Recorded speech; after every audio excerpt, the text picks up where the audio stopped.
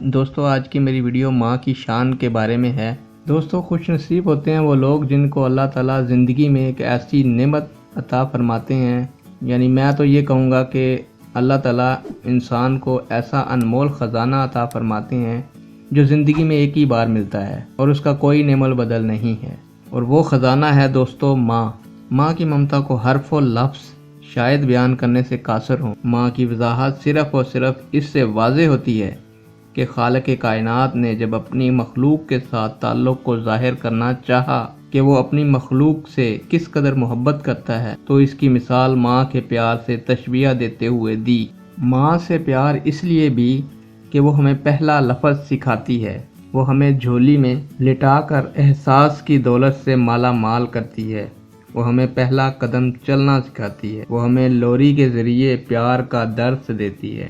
اس کے اٹھتے ہاتھ ہمارے راستوں سے رکاوٹیں دور کرتے ہیں، اس کی پرنم آنکھیں ہمیں تلاش کرتی ہیں، اس کے دھڑکتے دل کی ہر ایک دھڑکن ہماری خیر و عافیت کی دعا ہوتی ہے، اس کی متلاشی نظریں صرف ہمیں تلاش کر رہی ہوتی ہیں، اس کے سینے میں مچلتی آرزوئیں صرف اور صرف اولاد کے لیے ہوتی ہیں۔ ماں کی شان کے بارے میں دوستو قرآن پاک میں ہے، ہم نے انسان کو تاکید کی کہ وہ اپنے ماں باپ کے ساتھ نیک سلوک کرے، اور اللہ کے آخری رسول حضرت محمد صلی اللہ علیہ وآلہ وسلم نے فرمایا ماں کے پیروں کے نیچے جنت ہے، جس نے ماں کا ادب کیا وہ قیامت کے روز فلاح پائے گا۔ آپ صلی اللہ علیہ وآلہ وسلم نے فرمایا کبھی ماں کی بد دعا نہ لو، میں نے ماں سے بڑھ کر گنی چھاؤں والا پودا نہیں دیکھا۔ دوستو دنیا کا کوئی بھی رشتہ ماں سے زیادہ پیارا نہیں ہو سکتا، اور نہ ہی ماں سے زیادہ پیار کر سکتا ہے۔ یہ سب کچھ جاننے کے باوجود بھی دوستو ہمارے معاشرے میں برائی جنم لے رہی ہے کہ ہم ماں باپ کی عزت و احترام نہیں کرتے، خاص طور پر اس وقت جب وہ بڑھاپے میں پہنچ چکے ہوتے ہیں۔ اللہ تعالیٰ نے انسان کو اپنے ماں باپ سے بھلائی کرنے کی تاکید کی ہے۔ شرک کے بعد سب سے بڑا گناہ ماں باپ سے سرکشی ہے۔ ماں اپنی اولاد سے کبھی بھی زیادہ دیر تک ناراض نہیں رہتی۔ اگر ہم بہترین قوم کے خواہش مند ہیں تو ہمیں بہترین مائیں پیدا کرنی ہوں گی۔ ہماری ماں نے ہمیں زندہ رہنے اور آزادی سے زندگی گزارنے کا سبق دیا ہے۔ ماں کبھی بھی اپنی اولاد سے بے وفائی نہیں کرتی۔ ماں کا پیار سمندر کی مانند ہے جو ہر وقت جوش میں رہتا ہے اور اس کا پانی کبھی خشک نہیں ہوتا۔ ماں کا کہنا ہے کہ جب بچہ مسکراتا ہے تو مجھے پوری کائنات خوشی سے جھومتی ہوئی محسوس ہوتی ہے۔ جس کی ماں نہ ہو اور ماں کی بہن بھی نہ ہو تو وہ ماں کی سہیلی کی خدمت کر لے۔ دوستو ماں کی شان کے بارے میں ہے کہ جب انسان ماں کی یاد میں روتا ہے تو فرشتے اس کے آنسو پونجھتے ہیں۔ انسان فرشتوں سے اس لیے افضل ہے کہ اسے ماں کی میٹھی لوری حاصل ہے۔ یوں محسوس ہوتا ہے کہ ماں کا ہر حکم اللہ کے کلام کی ایک سطر ہے۔ بہترین گھر وہ ہے جہاں پر ماں باپ کا ادب و احترام ہو۔ جنت میں وہ اولاد والدین کے ساتھ ہوگی جو والدین کے نقش و قدم پر چلے گی۔ دوستو ماں اولاد کے لیے اپنی زندگی تک داؤ پر لگا دیتی ہے، مگر اولاد کی جدائی برداشت نہیں کر سکتی۔ ماں کہنے سے روح کو تسکین ہوتی ہے۔ اولاد اگر سوچے چند لمحے اکیلے بیٹھ کر کہ کیا وہ اپنے ماں باپ کا ادب کرتی ہے، تو اس کا جواب ڈھونڈنے کے لیے اسے کسی بھی عالم فاضل کے پاس جانا نہیں پڑے گا۔ اس کا دل اس کی گواہی دے گا کہ اس نے اپنے ماں باپ کا ادب و احترام کیا، اپنے ماں باپ کی بات مانی یا نہیں مانی۔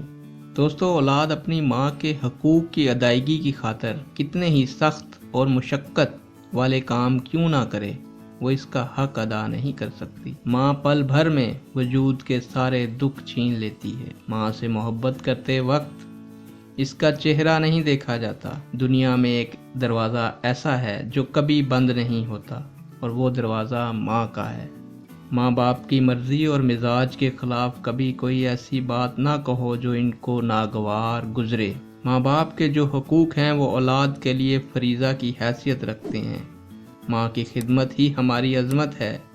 ماں باپ سے بے پرواہی برتنا اللہ کی ناشکری ہے۔ دوستو والدین کے احسان کا حق اس دنیاوی خدمت سے ادا نہیں ہو سکتا۔ والدین کو ہوں سے اور سر ہلا کر کسی بات کا جواب دینا اور منہ سے نہ بولنا بھی بے ادبی ہے۔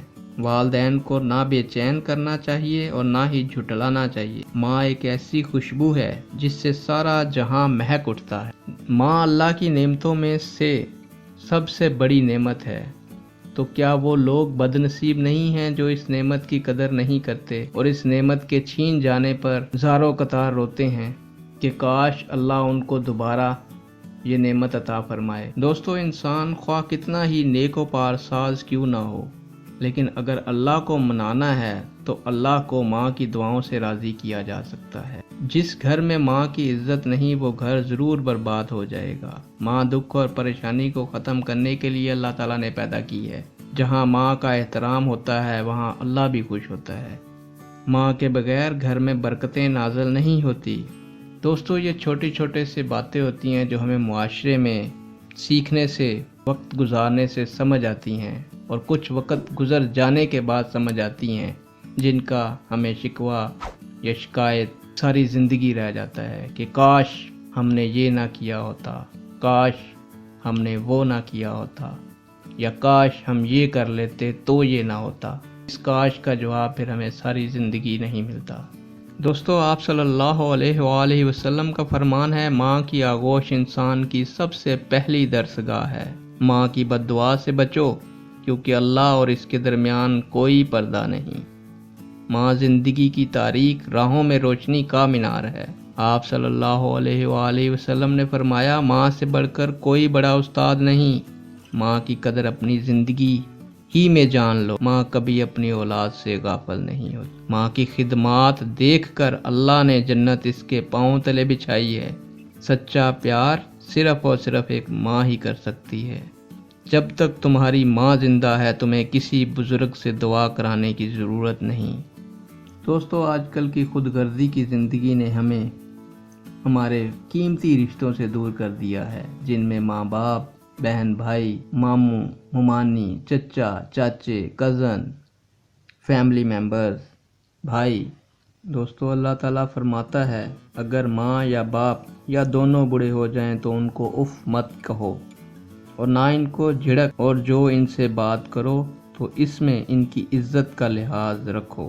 دوستو، ابن عباس سے روایت ہے کہ اگر کوئی آدمی اس حال میں صبح کرتا ہے کہ اس سے ماں باپ اس کے ناراض ہوتے ہیں تو اسی صورت میں اس کے واسطے دوزخ کے 2 دروازے کھول دیے جاتے ہیں، اور جو کوئی ماں باپ سے ناراض کرنے کی حالت میں شام کرتا ہے اس کے واسطے بھی دوزخ کے 2 دروازے کھول دیے جاتے ہیں۔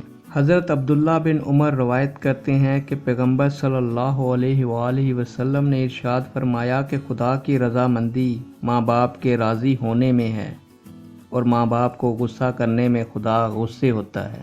دوستو، اللہ تعالیٰ نے دنیا میں ہر انسان کے لیے ایسے انمول رشتے رکھے ہیں کہ جن کا انسان اگر اپنی زندگی میں ادب و احترام کرے تو موت کے وقت تو وہ رشتے ختم ہونے کے بعد اس کو کوئی ملال نہیں ہوتا، اور اگر وہ زندگی میں ان رشتوں کا ادب و احترام نہ کرے تو وہ رشتے ختم ہونے کے بعد اس کا ملال ہوتا ہے، شرمندگی ہوتی ہے، اور پھر ایک ہی لفظ رہ جاتا ہے اس کی زندگی میں کہ کاش میں یہ نہ کرتا تو یہ ہوتا، کاش میں وہ نہ کرتا تو یہ ہوتا۔ تو میری آپ سب بھائیوں سے ریکویسٹ ہے کہ آپ اپنی زندگی سے کاش نکال دیں اور اللہ تعالیٰ کے دیے ہوئے سبق پر عمل کریں اور اپنے ماں باپ کا ادب و احترام کریں، کیونکہ دنیا میں کوئی بھی ایسی چیز نہیں ہے جو ماں باپ کا نعم البدل ہو، نہ ہی بیوی کی صورت میں، نہ ہی اولاد کی صورت میں۔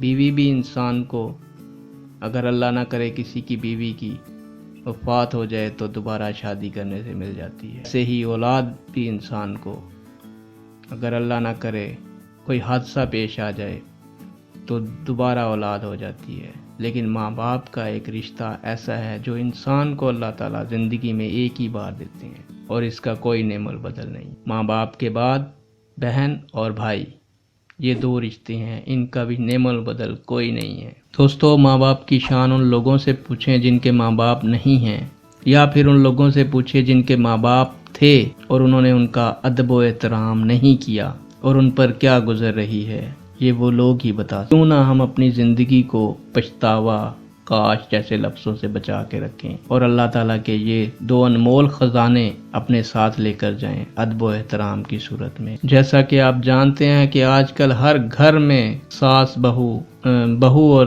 نند کے جھگڑے چل رہے ہیں، اور انہی جھگڑوں کی بنیاد پر کئی اور جھگڑے طویل ہو جاتے ہیں۔